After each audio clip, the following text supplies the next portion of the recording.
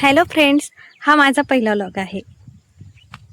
हा पूर्ण प्लॉट 1.5 एकरचा आहे। मधात 2 बेड गोबीचे आणि साईडला शेवगा।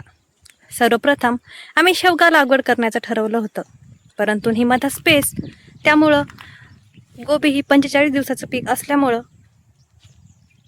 आम्ही गोबीची लागवड केली। कारण जोपर्यंत शेवगा मोठा होतो तोपर्यंत गोबी पण निघून येऊन देते। गोबीची लागवड 24 ते 25 जून दरम्यान झालेली आहे आणि शेवगा 26 जूनला लावला। तर या प्लॉटला आम्ही खूप परिश्रम घेतलेले आहे आणि एवढ्या परिश्रमानंतर हे आमचं मेहनतीचं फळ। साधारण आता सर्वच फ्लॉवर लागलेली आहे।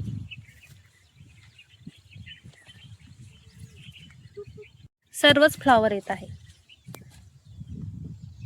बघू शकता किती छान फ्लॉवर आलेले आहे। अजून काही ठिकाणी छोटे छोटे आहेत।